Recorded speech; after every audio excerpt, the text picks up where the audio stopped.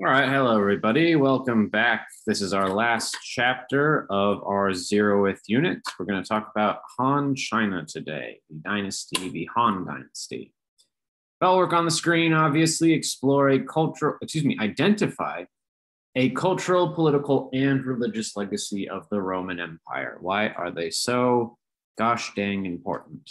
All right, so as I mentioned earlier, this is our last chapter of our introductory unit into world history. And arguably, I would say this is the most important because this is going to bleed into what we will discuss more in detail in our first chapter.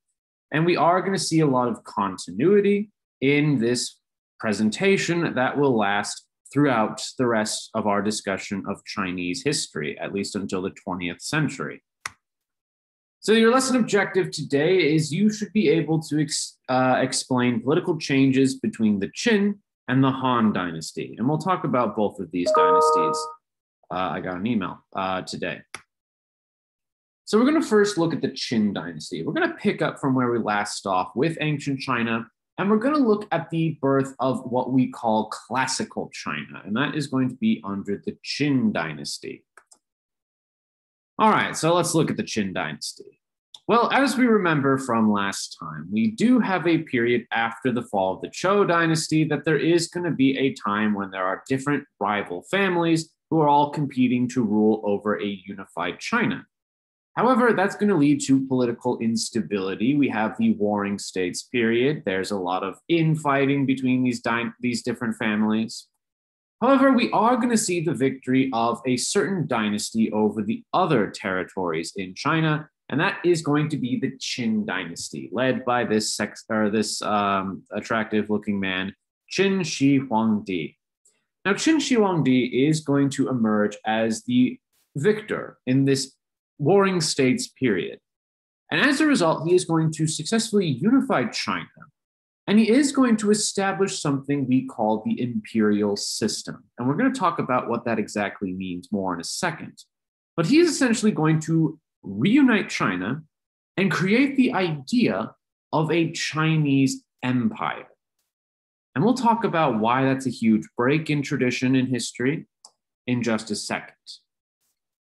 But as he emerges as the victor in this Warring States period, Shi Huangdi is going to realize that in order to bring about long-term stability, we have to put those philosophical ideas that we talked about at the end of our last China chapter into practice. And particularly, Shi Huangdi is realizing that we need a strong centralized government. We need a strong centralized state. And that is an embodiment of legalism. So here we are seeing how these philosophical ideas are going to be applied politically. So let's look at what Shi Huangdi is going to do for China. Well, he is going to create the position of the emperor. He is going to create a very centralized monarchy. And as such, he is going to end practices that delegate power to local leaders, to these feudal lords. So he's creating a unified country in which there is a unified political power in the hands of just one person. And this is the imperial system in China. Shi Huangdi is the first Chinese emperor. So China is going to view itself as an empire, and this is a major continuity of what we'll talk about throughout the rest of our discussion of China, really until the 20th century. So in order to kind of make sure all of this power is in the hands of, well, himself, we are going to see that Shi Huangdi will make some changes to the Chinese bureaucracy. He is going to make it so that it's not filled with aristocrats. And aristocrats, that's the same thing as nobles. These are people who have land and have fancy-dancy titles. However, he's going to say that nobody from the aristocracy can be involved in the bureaucracy, in the government, essentially. And essentially, this is done so that he is eliminating rivals, people who say that they have their own families, their own dynasties, essentially. So he's getting rid of potential rivals to the throne. And he is going to successfully consolidate power. But there are other ways that he's doing that as well. For one thing, he is going to make sure that all the laws in China, they are all standardized so that there isn't variation depending on region. It's a strong, unified country in which there is the same administration, the same laws applied regardless of geography. In addition to that, he is going to successfully strengthen the Chinese economy by standardizing measurements. There are different forms of measurements all over China before this period. Remember, they all thought of themselves as independent states. But now we have a standardized system of measurement, standardized system of coinage as well, to promote trade, but also to make an ease for taxation as well. To make himself popular among the lower classes, Shi Huangdi is going to build up China's irrigation infrastructure, going to make sure that there is a stable agricultural basis for the economy. We're also going to see that all of this centralized power is going to be displayed through massive public arts projects, massive monument building. And that's a continuity in world history, as we will see. Rulers typically display their power by building really big things. By building, in Shi Huangdi's case, a huge underground complex filled with lifelike terracotta warriors. So the terracotta warriors, very interesting form of monument building that Shi Huangdi will engage in. All of these thousands of individual terracotta warriors made out of a special type of clay for all you non-Minecraft players. They're each going to be individualized. So it's showing kind of how rigorous this political system is, that they can have such monumental architecture. They have the money for it, for one thing. But we're also seeing that they are showing to the rest of the world, the rest of Shi Huangdi's rivals, of the extreme power that he has over all of China. If I can build this monument, look at how powerful I am. Look at how great I am. And Shi Huangdi is a very brutal ruler. He is going to engage in censorship. Remember, he is following legalism, the idea of having a very strong authoritarian government. You can see in this image down here, this was produced by a future dynasty to criticize Shi Huangdi. We're seeing that he is not only burning books, but he's burning the bookmakers. He is going to publicly execute people who are challenging his rule. He's also going to kind of suppress Confucianism as well, because remember, Confucianism holds with it that there is an idea that the ruler has to be a model for the rest of China, that the ruler has to be a good and moral person, someone that you want to emulate. But if Shi Huangdi is saying that, oh, I have to engage in these brutal activities, he's potentially opening himself up to criticism from Confucianism. So he's going to make sure that that is not a major influence under his dynasty. And in order to solidify his power, Shi Huangdi is also going to engage in a very militaristic foreign policy. He's going to notice that the reason why other dynasties have fell is because of the Central Asian nomads, because of invaders from outside. So he's going to do a few things to counter that. For one thing, he's going to build up a massive military in China. And we are going to see that in order to protect China from these Central Asian nomads, we are going to see the building of the Great Wall, a very monumental structure even to this day, but also through forced conscription. He is going to conscript or draft individuals, namely peasants, to be a part of his massive military. However, kind of ironically, the fact that we have such an aggressive foreign policy that is going to conquer and attempt to subdue these Central Asian nomads, these Central Asian nomads are going to say that if we're united, we can maybe resist these Chinese invasions. So this very aggressive foreign policy is going to unify the Central Asian nomads, and they are going to create the Shangnu Confederacy, or the Shangnu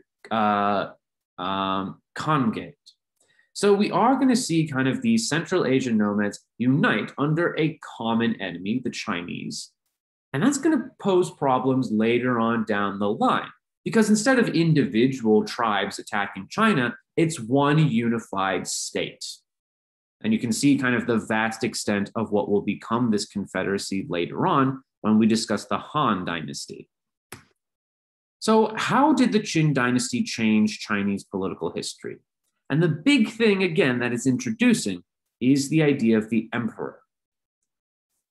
Well, the Qin Dynasty is going to fall away. It's mostly going to decline because of the fact that Shi Huangdi had such a huge personality that when he dies, there's kind of a vacuum to fill that authoritarian role. His son's not going to really be up for it, so there's going to be a massive civil war in China. That's why the Qin Dynasty is so short, relatively speaking. And it is going to initiate another dynastic period, and that is the Han Dynasty, one of the most important for Chinese history. Let's take a look at it. How is it coming into being? Well, first we need to understand a few things about terminology, because the Han Dynasty not only describes a certain dynastic family that will emerge, but it also describes an ethnic group that predominantly is going to be located in the north of China. So the Han Dynasty is representing the majority interests of people of similar culture and ethnic background, these Han Chinese people. And this is something we will see a lot in world history, in Chinese history, I should say.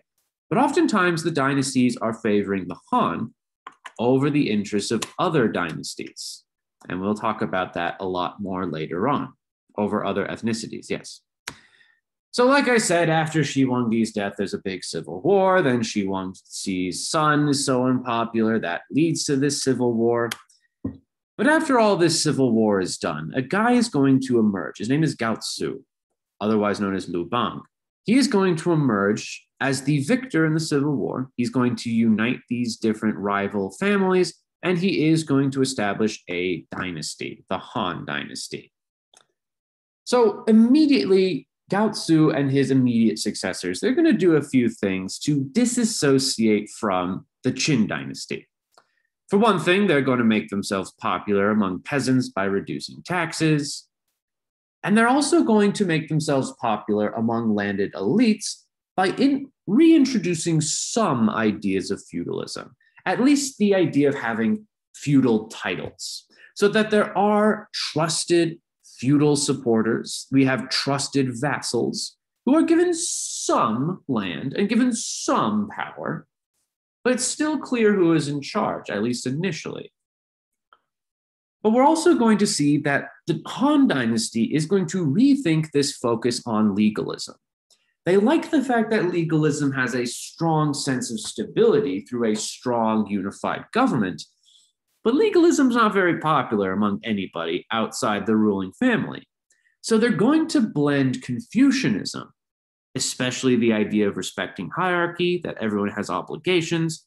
They're going to blend that with legalism. So the stability of legalism with the kind of idea of the importance of duty and responsibility of Confucianism. So that's the way that the Han Dynasty is going to approach Chinese government. Initially, they are going to say, to kind of solve this problem of having a unified Central Asian nomad confederacy above them, the Han solution is going to be appeasement. They are literally going to give them bribes. And you can see two examples of that right here, mostly precious metals, but also silk and food, especially rice. So in order to say, hey, Central Asian nomads, please don't raid us, pretty please. We'll give you a bunch of stuff if you don't raid us. And that kind of works initially in the Han Dynasty. This initial policy actually is going to be copied by other dynasties, as we will see, especially with our first chapter of our first unit. However, we are going to see kind of changes develop over time in the Han Dynasty. We are going to see the need to control these feudal lords to make sure they're not rebelling, but also the need to kind of not rely on just simply bribing the Central Asian nomads. So we are going to see the rise of Emperor Wu, and Wu is going to do three things for China. He's going to strengthen China politically, strengthen it militarily, and strengthen it economically. Well, we'll first look at politics and how he's going to strengthen that. Well, he is going to introduce a new concept in Chinese history, and that is something called the civil service exam. Essentially, it's a test that's based on Confucian values, based on memorizing Confucian texts. And in order to be a government worker, in order to be a member of the bureaucracy, you have to pass this test. So it's creating what we would call a meritocracy. It's creating a political and social system in which education, a Confucian value, is preferred over the idea of loyalty. So only the best and brightest people, they're going to be in government. It's going to increase efficiency. That's the thought process there. So in order to strengthen the effectiveness of the Chinese government, we have the civil service exam. But we're also going to see that this is limiting the power of the aristocracy. It's limiting the power of traditional elites who always end up being in government. Of course, that is to say, it's not letting poor people join government. You still have to be able to know how to read, and you have to be kind of dedicated to learning these specific Confucian texts. But it is going to limit the power of the aristocracy in government. It's limiting who's in government to just the best and brightest and not simply who you were born to, your family. We're also going to see under Emperor Wu that we are going to have the division of Chinese noble lands. We are going to see the nobility have their land seized, and it is going to be broken up into smaller chunks. We are going to see that Chinese nobles, they no longer have to give their land to just one of their sons. And this idea of having to giving land to your eldest son, that's known as primogeniture. Well, now the Chinese nobles, they're forced to give it to all of their sons. So we're seeing how the Emperor Wu is making these nobles break up their land and thus their political and economic power. Who has all the power? It's the emperor. Well, he's also going to strengthen the military, and this is going to lead to a massive expansion of China's military and territorial power. For one thing, he is going to invade places like Korea. We are going to see the first Chinese entry into the Korean peninsula. We see the Chinese expanding into modern-day Vietnam, into a place called Manchuria. I'll show this on the map in a second. And, of course, into Central Asia. He's going to reverse this initial policy of appeasement with the Central Asian nomads, and he is going to simply say, either submit or we will conquer you. And you can see right here this vast extent of the Han Dynasty. We are going to see expansion down here into Vietnam. These are modern-day Chinese borders. There's expansion up here into Manchuria, into Korea, but also to a degree up here in Central Asia. But you can also see how the Han Dynasty will expand the Great Wall of China. That's a major continuity in Chinese history, that future dynasties tend to always build on the achievements of the previous dynasty, especially with the Great Wall. But in terms of economic development, what is the Han Dynasty going to do? Well, it's around the time of the Han Dynasty that we are going to see the formal establishment of a big series of trading networks called the Silk Road. And the Silk Road is going to be a major development of the Han Dynasty, one that will have a lot of implications in the future.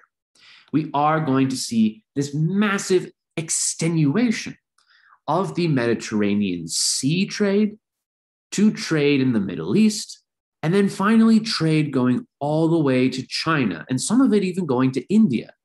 So we're seeing the earliest creations of a trans-Eurasian, so across Europe and Asia and Africa, trading network that's being established. But in order to strengthen the economy, we're also going to see the government, we are going to see that the government of the Han Dynasty will take over these big luxury good industries in order to benefit from this Silk Road trade, in order to get all the profits for the maintenance of the Chinese empire.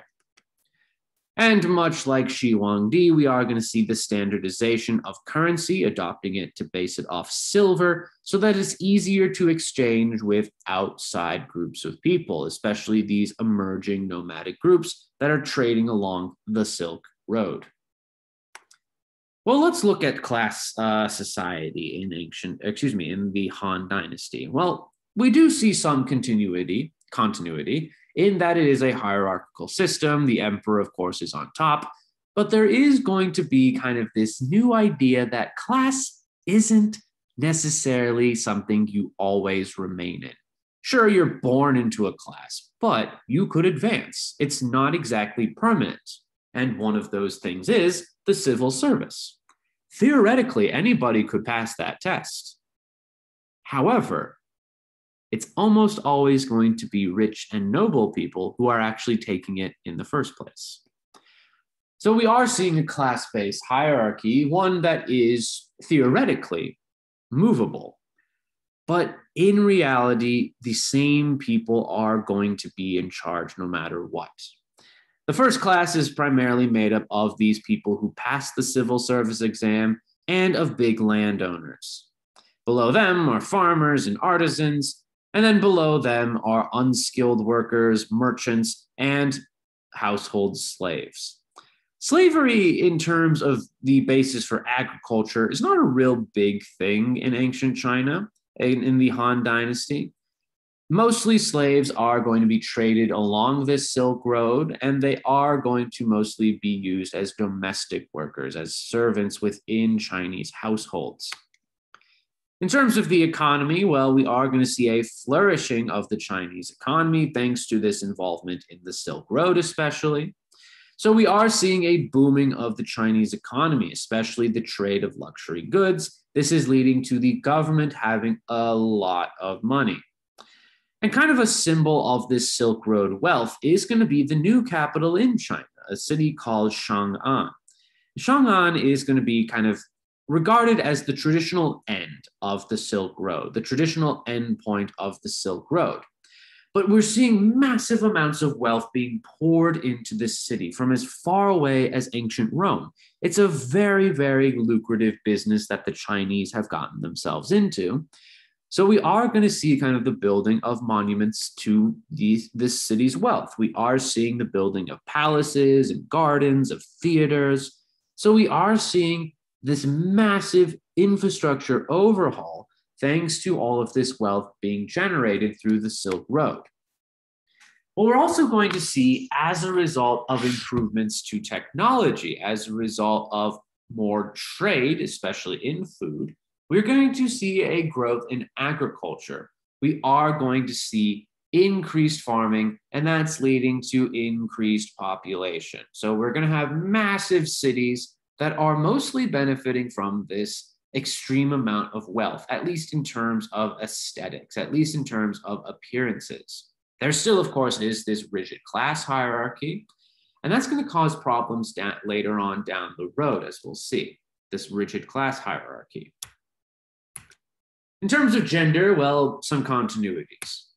For one thing, patriarchy is going to be prevailed, but it is going to have kind of legal recognition thanks to the adoption of Confucianism as the standardized political philosophy of government.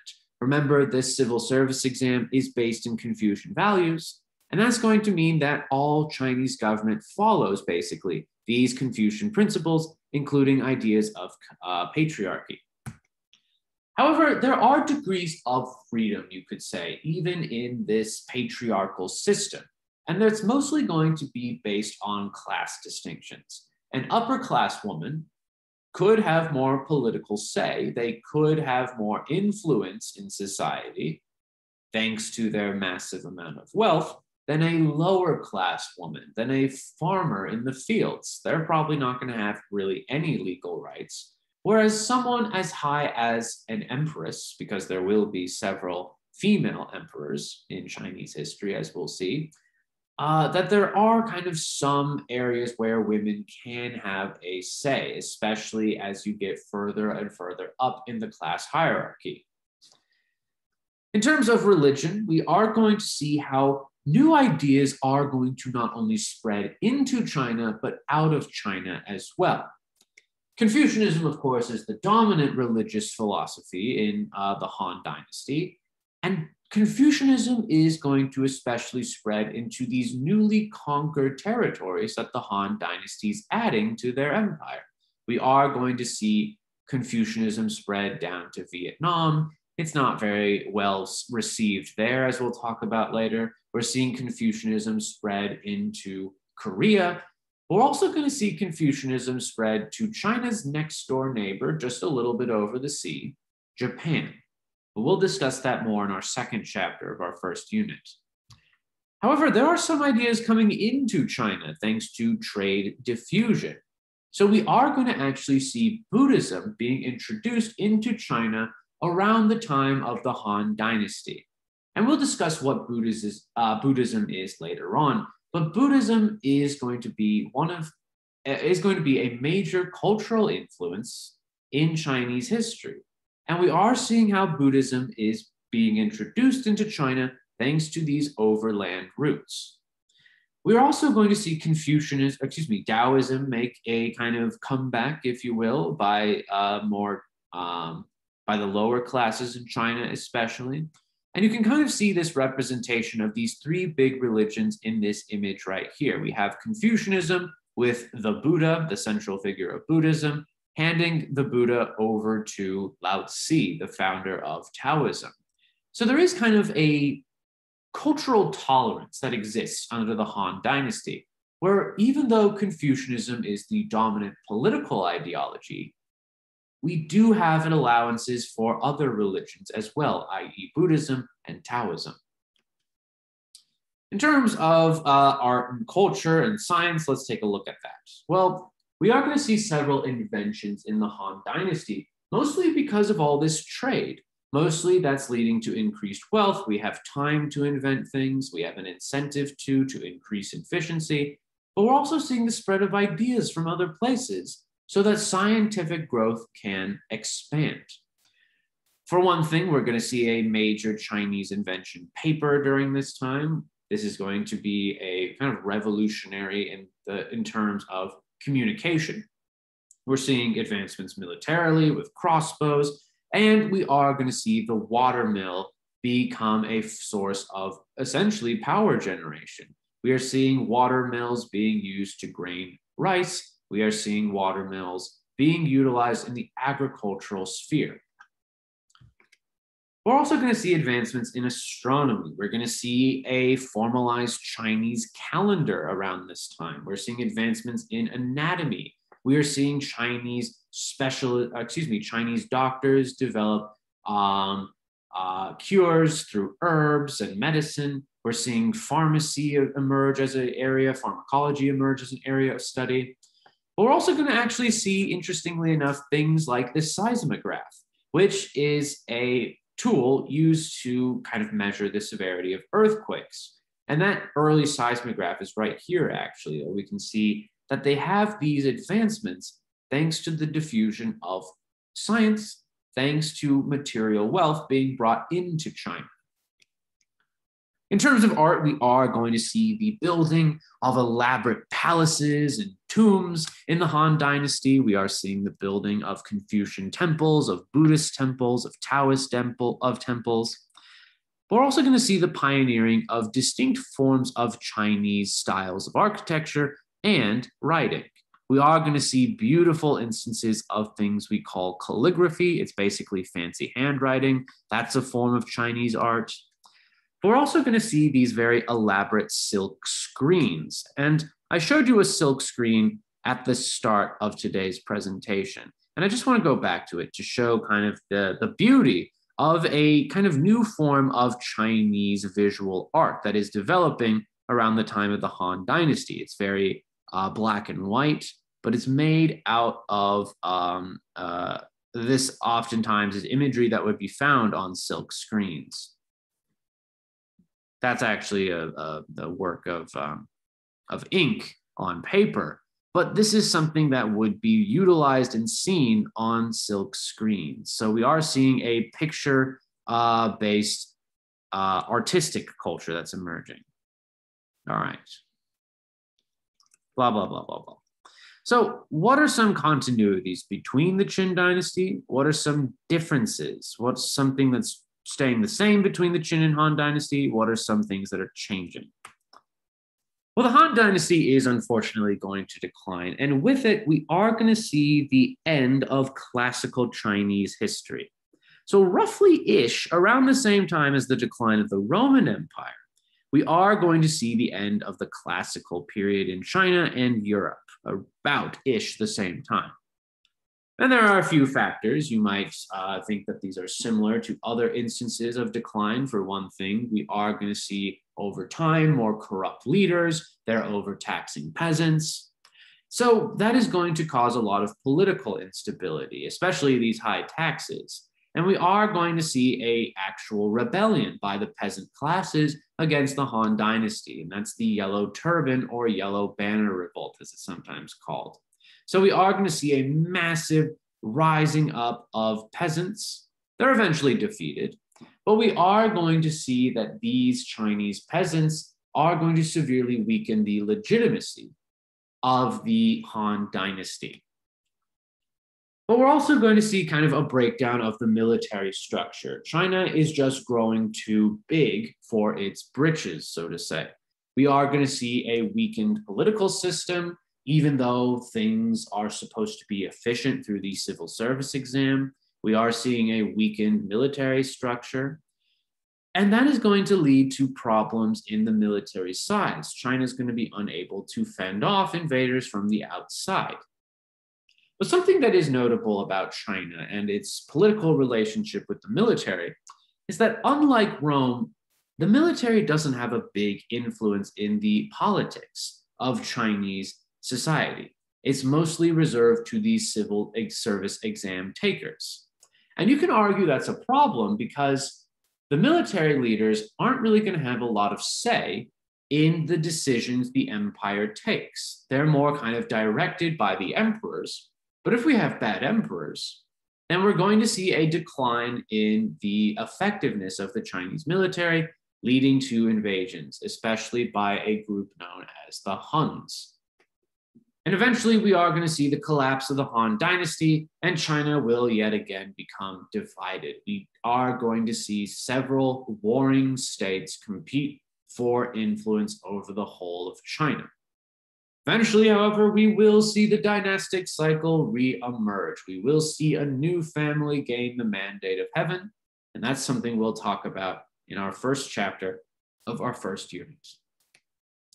So how is the decline of the Roman Empire either similar or different to the Han Dynasty?